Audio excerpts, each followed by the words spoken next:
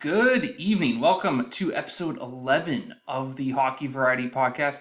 This is actually take two because I accidentally deleted the first 5 minutes of my recording here because I thought the mic wasn't working for some reason, and it was working, so there you go. Friday evening. I wanted to get a midweek podcast in there. I know it's not really middle of the week anymore, but this week just got away from me, Work's been really busy. Had the drop in hockey last night, and that always goes really late on Thursdays. So, didn't sleep great. Obviously, I woke up earlier than I wanted to because that's how it goes usually. So, pretty sleep deprived. So hopefully this podcast goes okay. I lost my sponsorship with fartbetcasino.fun. They didn't like that I said the word net, so there you go. It's okay. Good riddance. I'll get some better gambling sponsors going on this podcast. So, episode 10 was all about gambling though. So if you want to check it out, I recommend you do. I had a lot of fun making that one, but episode 11 got a few things in store here. We're going to talk about some trades that happened in the NHL over the past week and a bit. I think they happened before I recorded those last two episodes. But I don't know, didn't feel like talking about them until now. Let the dust settle a little bit. And we got trade deadline around the corner. I do plan on doing like a full analysis. I plan on doing a podcast, maybe two podcasts, just breaking everything down. Because I love trade deadline. It's like one of my favorite times of the year. Same with free agency and the draft, so I don't know, lots to look forward to, and we're getting closer and closer to playoffs here too. So there you go. Speaking of playoffs, my beer league guys getting the job done without me. They had a big win on Wednesday against a team that is chasing us for a playoff spot. And since we won that game, we've kind of given ourselves a bit more of a cushion to make the playoffs here. So very big win. They got a game again tonight. Without me, not making the drive. It's been raining and snowing all day, and it's like just around 0 degrees. So I'm not gonna risk the drive. I'm good. And again, I'm like super tired, so I would probably be pretty useless if I went, and probably not in the best state to be driving. So pretty good decision. I trust my guys though. I'm sure they'll get the job done. Playing one of the weaker opponents. So hopefully don't regret those words.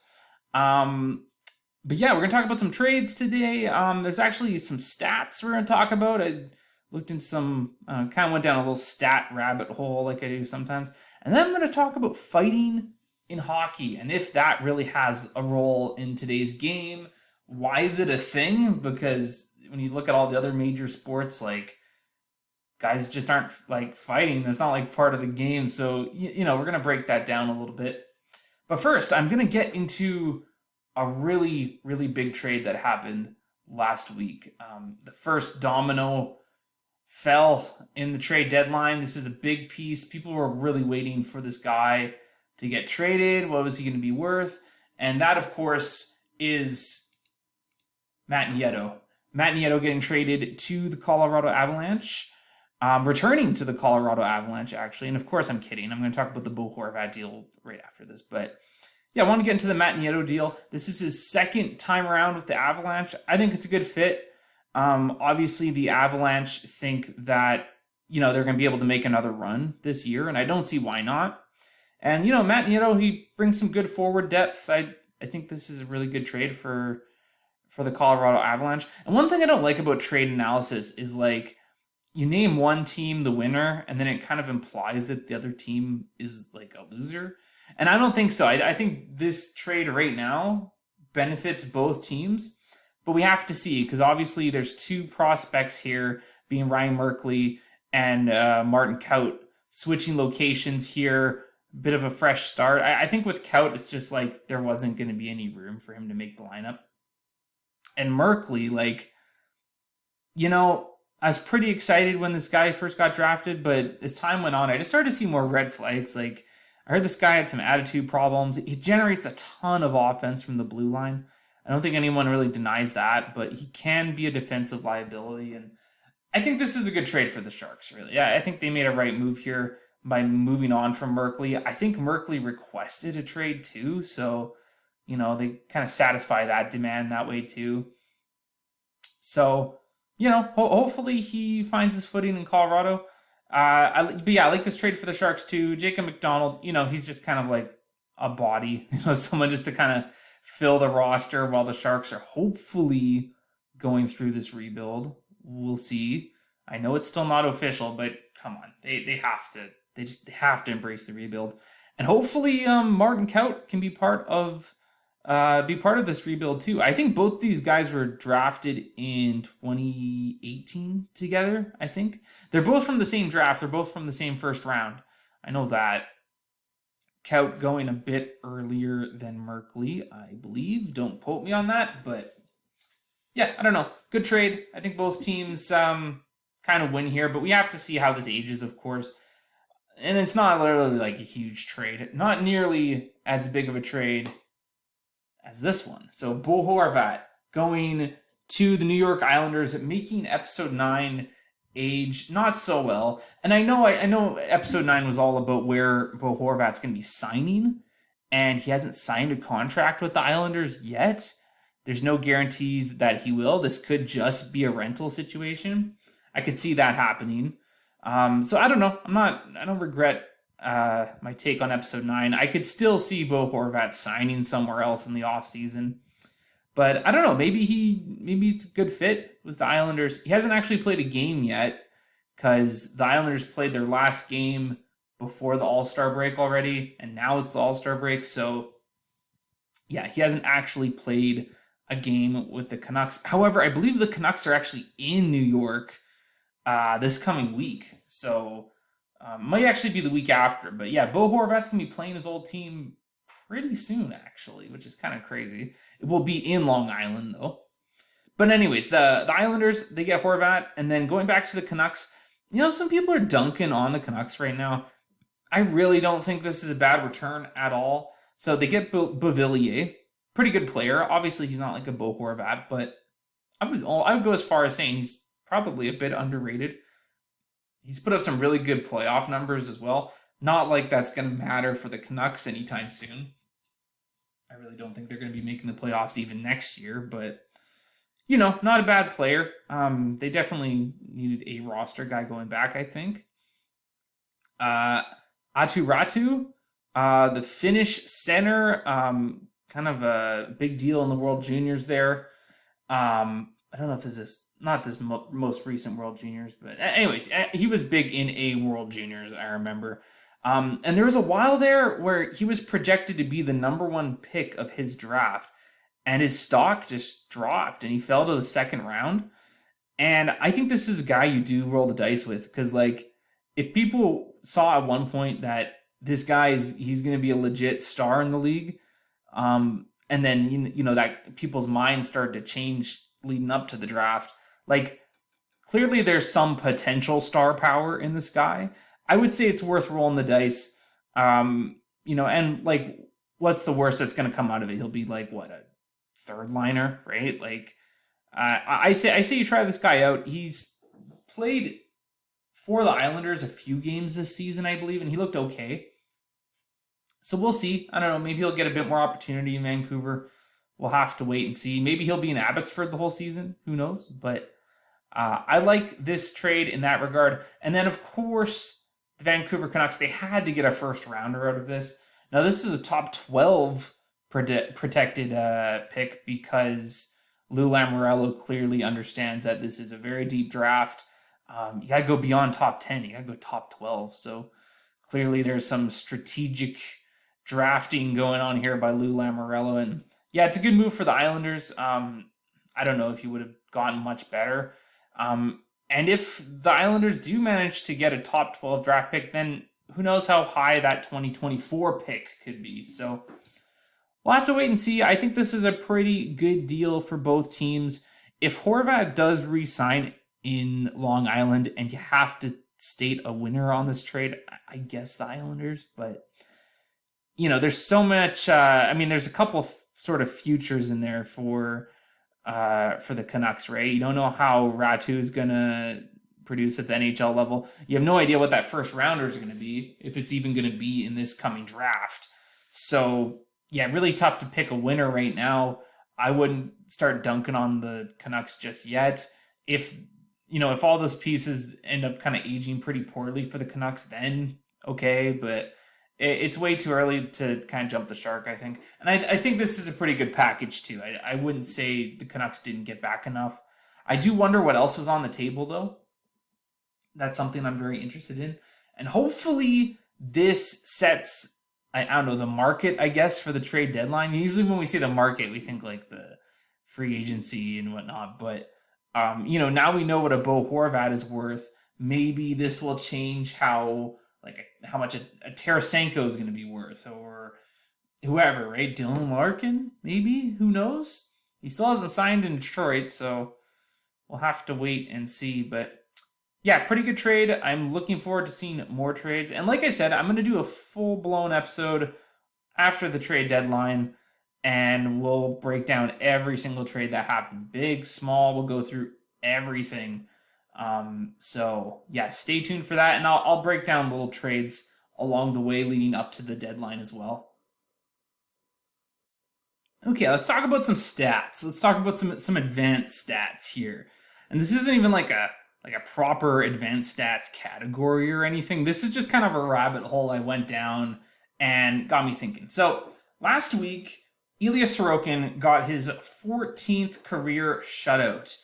And I was thinking he hasn't played that many games. 14 is a pretty big number for a goalie that hasn't been in the league that long. By the way, one of my favorite players right now in the game. Super underrated. I think he's almost one of the most underrated players in the league right now. When we talk about the best goalies right now, it's Vasilevsky, it's Shesterkin, but I don't think Sorokin gets enough attention. He's the MVP of his team, hands down. He's been great since he came into the league. He's got a good mentor there in Varlamov. Look out. This kid, he's gonna be fantastic. And he's already fantastic. But he already has 14 shutouts in his career. And he's done it in only 109 games started. So it was funny. When I saw that he got his 14th career shutout, I think I was watching The Hockey Guy, and I was like, oh, wow, that's a big number, right? And it got me wondering, I wonder, what's the highest percentage of shutouts per game started in a goalie's career, if that makes any sense? What percentage of starts does a goalie get a shutout all time in the modern era? Because when you look up some of these stats, there's guys from the 20s and 30s just getting shutouts like crazy. So I drew the line somewhere. And the funny thing is, when I had that thought, the next morning, I went onto Instagram, and I noticed that the NHL's PR account, they post some really interesting stats sometimes. Lots of good little trivia things on that Instagram account. And it's funny, they posted this exact stat that I was thinking of. So I felt like they read my mind or something. But yeah, they said that, okay, Sorokin has a shutout in 12.8% of his games started. And I was like, okay. The internet is reading my mind. This PR account has found a way into my mind and is taking my ideas. However, I thought I'd look at who the runner-ups are. If that makes any sense, whatever. So when I made this list, I actually compared shutouts to games played, because that's all I could find on Quant Hockey or Quantum Hockey or whatever. And then later I went onto the NHL site and compared it to games started. So I think if we're talking about modern era, this should be your top four. And if this isn't your top four, these four guys are all up there. Okay, this is probably the top four though, and I did rearrange it. So like I said, Ilya Sorokin, just absolutely unreal. Obviously this is a much smaller sample size than some other goalies, but seriously, very impressive career so far. He's going to win a Vezina. I don't know if this is the year. We'll have to see how things go with Allmark and with Hellebuck, because those are probably the two front runners right now. But who knows? Still lots of hockey left. Sorokin could just go even more beast mode than he already has. Just a super impressive career so far, really. And yeah, just Great goalie, and he's currently the leader in all-time shutout per game started percentage. But number two, I mean, like, just look at this list. You got two legends, and then you have one absolute god in Roman Cechmanek. If you can remember him, he was in the league for like a minute, and it's crazy. He played 4 seasons, but I swear he was around for like 10. But no, he's only played 4 seasons. Most of that with Philly, and then he had 1 or 2 with the Kings, I think. But he started 205 games, and in 12.2% of those games, he got a shutout. And that first year he was in the NHL, like, he finished second in Vezina voting. I think he was 4th in Hart voting. Just an absolute machine. Came out of nowhere. Came into the NHL, and then he was gone, just like that. Went back to the Czech league, I think, and I don't know, bounced around wherever. But yeah, really weird story. Like, it's not like his numbers really tanked that much. I don't know, maybe he just wanted to go home. But yeah, like, folk hero, I guess. Like, just kind of what a wacky story. Like, just a really weird career, but he was fantastic when he was in the league. Another guy who was like kind of up here on this list that didn't quite make the cut was Jim Carey. If you remember him, he won the Vezina in 95, maybe one of those years in the mid 90s. And it was very similar to Cechmanek, where he was like in the NHL and then he was gone, just like that, like in and out. Yeah, so he was up there. Ken Dryden was way up there too. He got a shutout in 11.8% of his starts, just under 400 starts. And obviously this isn't even close to his like greatest achievements. I mean, many Stanley Cups, Vezinas, he's done it all, but he has quite a few shutouts too, and he's got a really good shutout percentage per game started. So Ken Dryden up there, and of course Dominic Hasek. How could he not? I mean, he's the league MVP for 2 straight seasons, bunch of Vezina trophies. Like, this guy was an absolute legend, and he got into the league. Like, he started in the league at like a pretty old age, I guess. Like, he wasn't super young when he came into the league, and he just he just lit it up right away. After he got traded from the Blackhawks, he just lit it up on Buffalo. So yeah, you think a lot of these shutouts were while he was a member of the Sabres. So yeah, very impressive stat. There was a few goalies when I was looking at their shutout percentages where I was like, that's surprisingly low. Like Patrick Waugh, I was really surprised how low his was. I think it was even lower than Brodeur's, and I've always kind of seen Waugh as like a better goalie than Brodeur.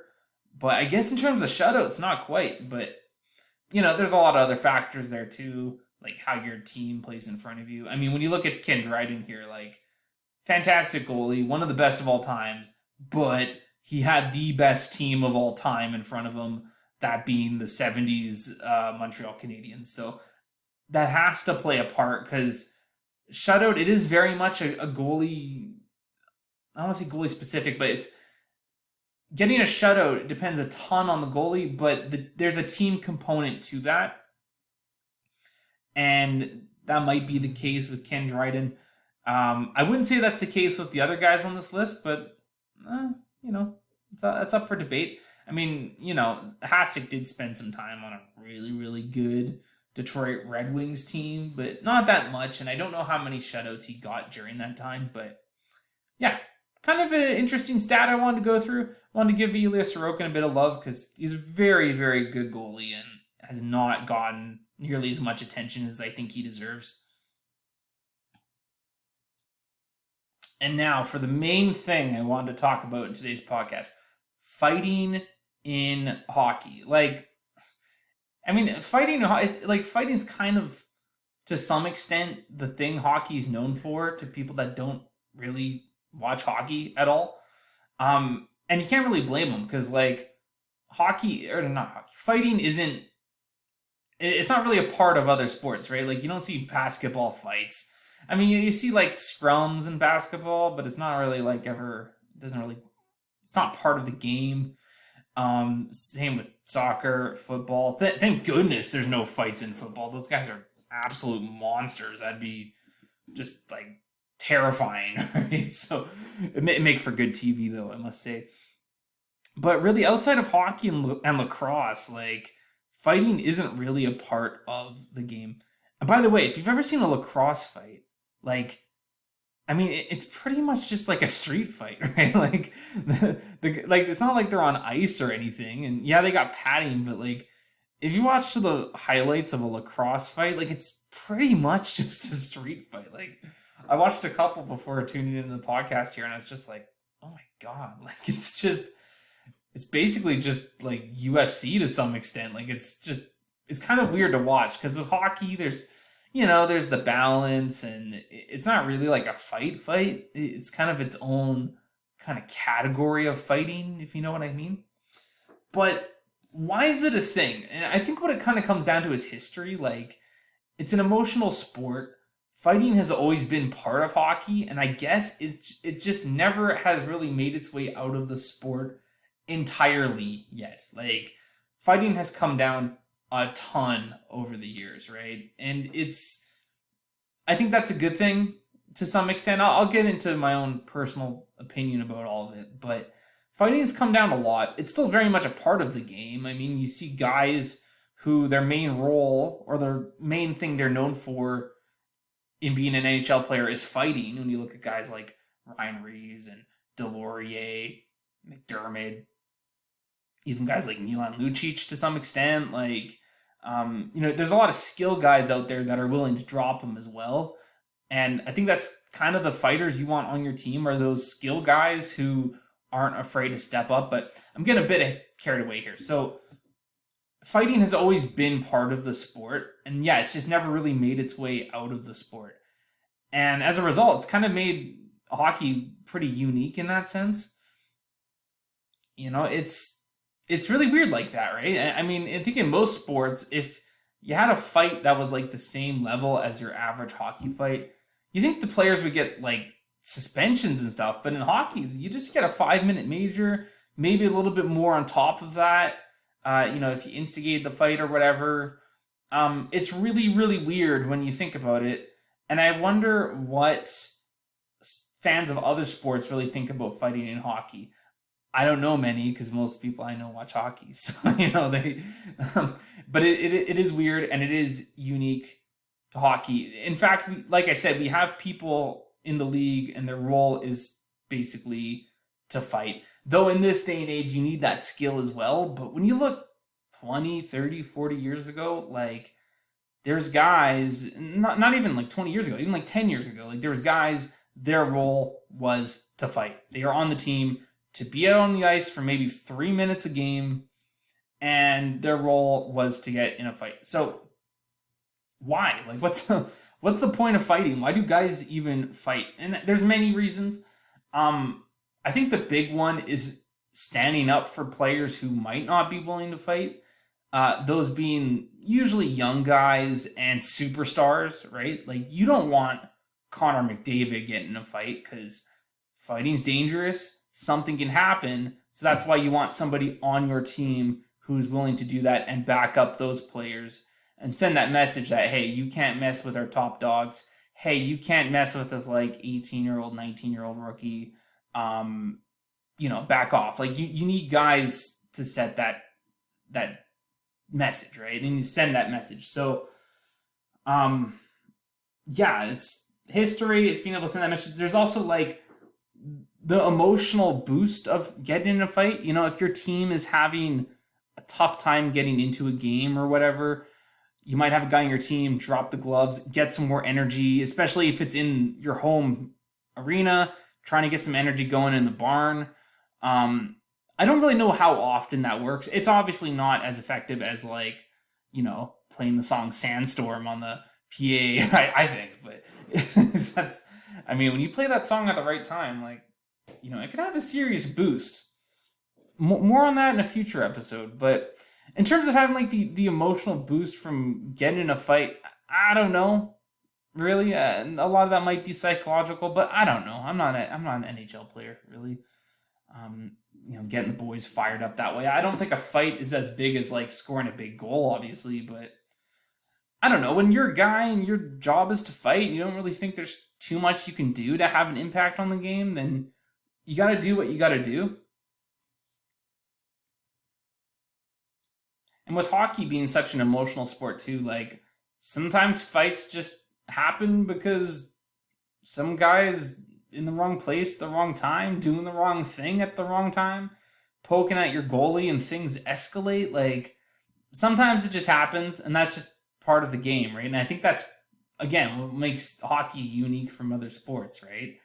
Um, and it's a pretty up close and intimate sport when you think about it, right? Like in soccer, nobody's poking at your goalie because just in terms of how the sport is set up, like you can't poke at the other team's goalie, for example. Like I think other sports are just set up better for there not to be fighting, but hockey, it's a very like up close and personal kind of sport, right?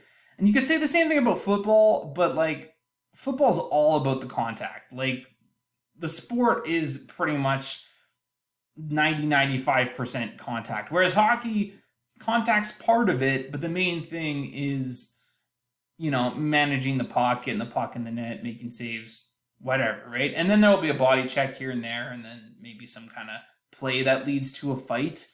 But, I mean, when you watch football, there's guys running into each other, and they're not even close to the ball. That's just how the sport is. And when there's that mutual understanding, you don't really see fighting because it's like, okay, I'm going to hit you, you're going to hit me. That's how football works, right? I'm no football expert, by the way, so don't take any of that too seriously. But hockey, I think it's set up enough that like that tension builds and then there's a fight, right? So yeah, now is there still a place for enforcers in the league?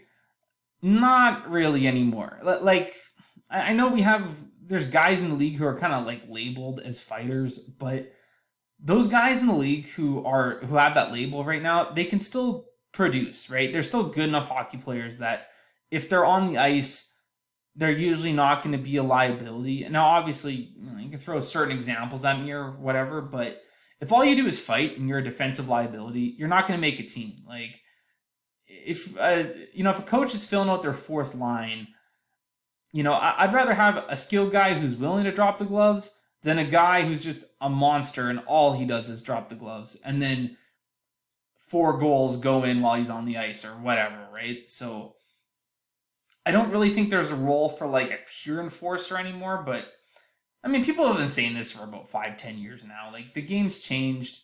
And I think that 100% pure enforcer just doesn't exist anymore in today's game. And I don't think we're ever going to see that again, to be honest, because it kind of feels like the game is going away from fighting. And I'm going to get into right now why that might be a good thing, why that might not be a bad thing, whatever, right? So, okay, so the pros of fighting. From a fan standpoint, I mean, it's entertainment, right?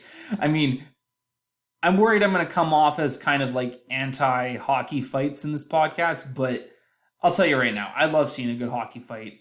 Right there on the screen too, I got a Ginla Le Cavalier. That was in the Stanley Cup Finals in 2004.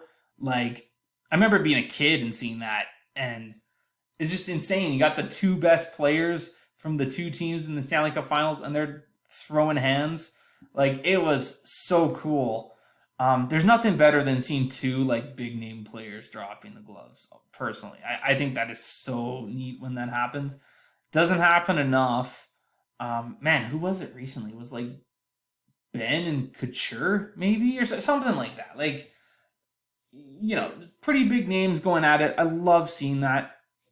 So I guess the entertainment side of things is a pro.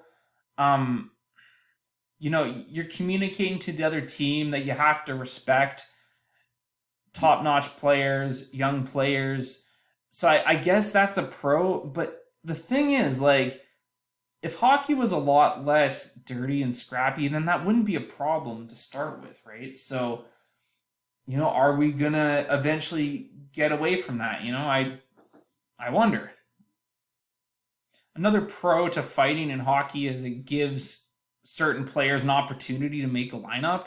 I know I just went over that as well, but like fighting, especially in like the preseason or even training camp sometimes, like it gets players noticed. Like it has a role in providing basically job opportunities for guys. And I think that's important. Um, because we're in this point where there's so much top-notch talent. Like they're weeding out players all the time in training camp. Like you have to make yourself stand out somehow.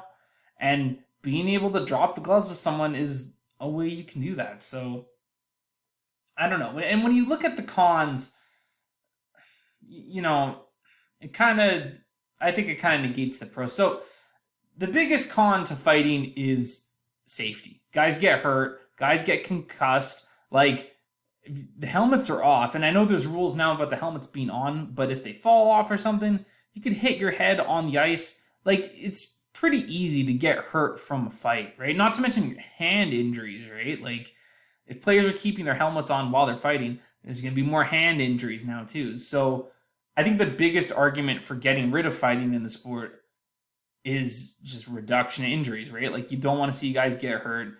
This is why we've seen so many changes with the rules with hitting, is to reduce concussions, right? Concussions are very serious, and fighting is another way you can get a concussion. It's probably a pretty easy way to get a concussion. So why would you want more of that in the sport? So, and is it really a good look for the sport too, right? Like, does the NHL want to be known as that major league that's okay with fighting? And I know it's been like that forever, but it makes you wonder, right? So from a safety standpoint, fighting does not have a place in the game. And another really big argument is like, does it really contribute that much to the sport of hockey? Like, how much does fighting have an impact on putting a rubber puck in the net, right? Like they're pretty independent in some sense, and I know there's the emotional side of things. I think a lot of it just comes down to this is the way it's been for so long, which I really don't like that. It kind of feels sort of like a boomer take in that sense. But I mean, you look at major sports like football and soccer and basketball, like they function just fine without fighting. Hockey doesn't really need fighting in that sense either. So I feel like the debate for getting rid of fighting in hockey is stronger than the pros to it. And like I said, I like seeing a fight on TV. I find it entertaining. But I'm not going to lie. The cons really seem to outweigh the pros in the sense of safety and what fighting actually contributes to the game. Because I really don't think it contributes a whole lot really to make it worth it. And you look at leagues over in Europe where like there's never any fighting or anything like that. I think it's pretty disciplined over there too. They're making do just fine. But the question is it as entertaining? Is it as good of a sport? Is it as fun for the players? As enjoyable of an experience for the players?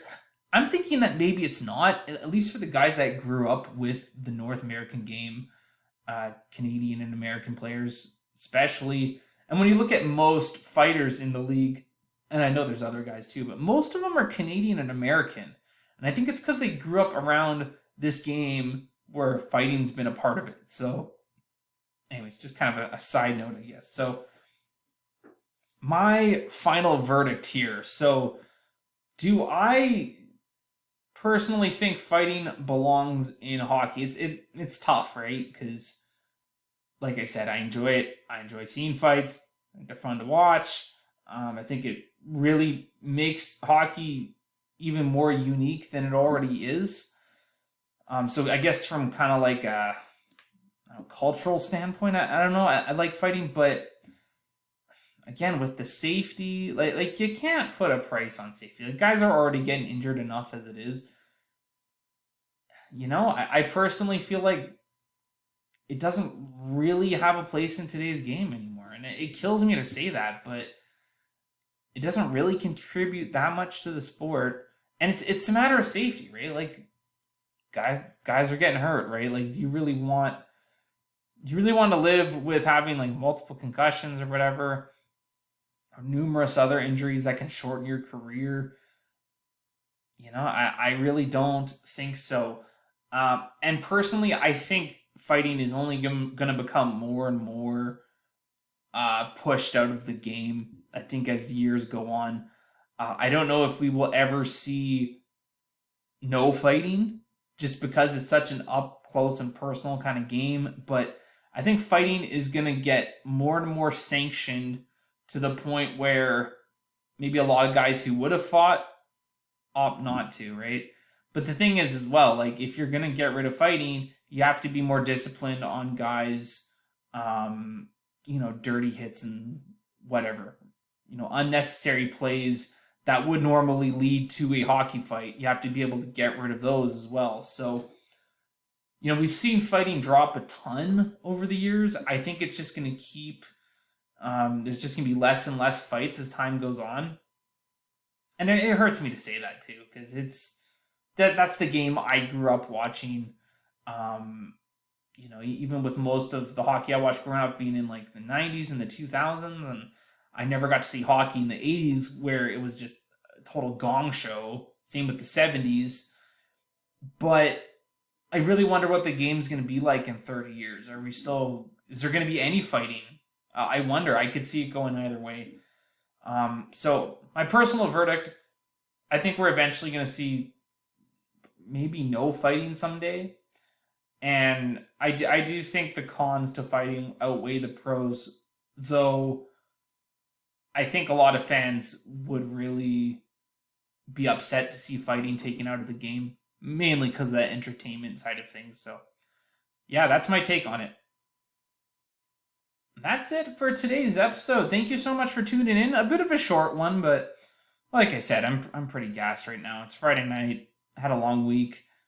Looking forward to just kind of enjoying the rest of my Friday night here. Hopefully my guys can get the job done. In our big game tonight, this is game number 30 for our beer league team. So getting closer and closer to playoffs here, but they'll get it done. I know they will. We're getting pretty close to 100 views on the YouTube channel as well. So pretty big milestone coming up. Be sure to subscribe to the channel. Okay, we're trying to get to 10 subscribers before the end of the year. I know we can do it. I believe in you guys. So make sure you subscribe. Make sure you leave a like and all that. The podcast is now on Facebook and Instagram, so keep an eye out for that and be sure to follow the podcast there. And yeah, I'll have another episode up this weekend, so keep an eye out for that. And thanks again for listening.